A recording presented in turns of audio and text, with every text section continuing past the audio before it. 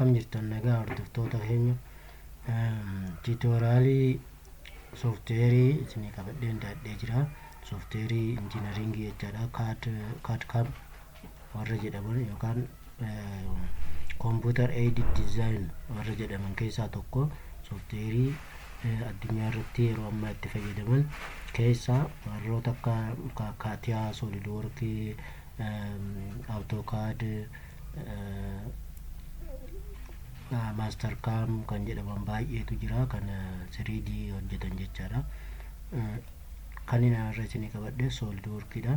SolidWorksiin sooftiweerota jiran keessaa warroota amma addunyaa irratti dursaa jiran keessaa tokko. Dizaayinii garaagaraa 3Ddhaan kan hojjechuu dandeenyu, ittiin hojjechuu dandeenyu jechaadha.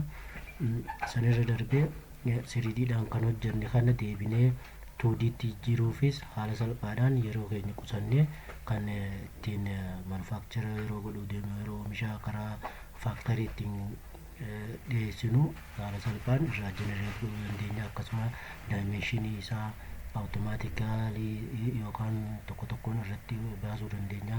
Assembilii mooshinii garaagaraa ittiin hojjechuu dandeenya. Analaayisisii foorsii garaagaraa, humnoota garaagaraa kan torkiis ta'uu, liineerii kan ta'e, istaatikii, non liineerii kan ta'e diizaayin optimaayizeeshinii ittiin hojjechuu dandeenya. Akkasuma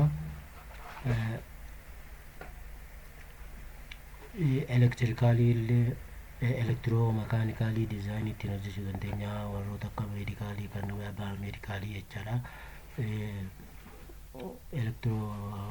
Meekaatiroonisii garaagaraa ittiin hojjechuu dandeenya. 3D isaa haala salphaadhaan bahii guddaa osoo hin baafne asuma irratti bakka ittiin rakkoo qabu, even bakka inni itti wal tuqu, interferaansii bakka itti qabu hundasaa diizaayinii daayimeenshinii isaa sirreessaa asuma irratti hojjennee erga finne booda wasteejii qarshii illee nu qusataa jechaadha. Wasteejii qonna godhuudhaaf asumarra hundi erga xumurame booda 2D diraawingii isaa baasnee gara manufaaktcharingitti kan ittiin galuu dandeenyu jechaadha. Akkasuma har'aaf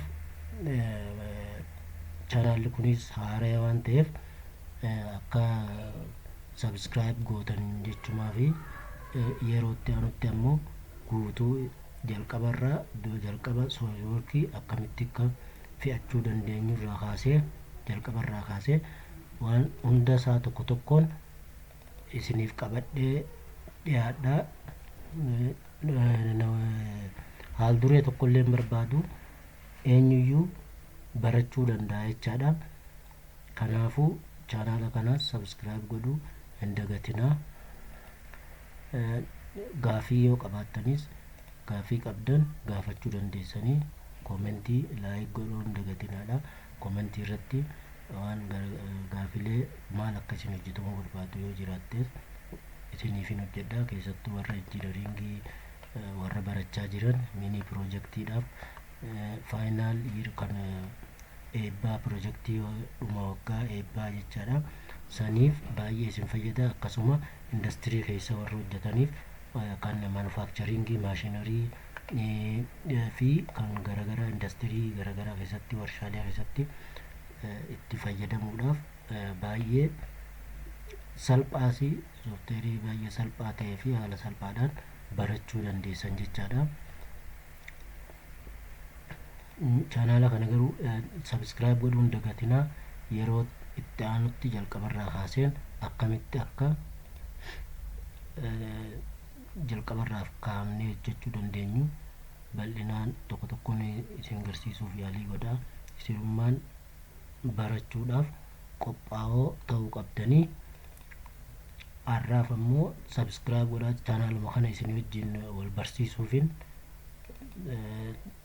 hagana waraabee yeroo itti aanutti SolidWorks eessarraa kaafnee jalqaba kompiitarratti akkamitti akka feenu achi kaafnee seetiingii tokko tokko akkamitti akka seet goonee shoortikatii tokko tokko isinitti agarsiisa. Qophaa'aa sheer waliif godhaa. Ijoolleen warri barachaa jiranii fi warri indastirii keessaa diizaayinii garaagaraa irra hojjetan akka arganiif sheer godhuun dagatinaadha. Subscribe godhaa. Galatoomaa isiniin jaa. Nagayatti. Aga yerootti aanutti wal arginutti.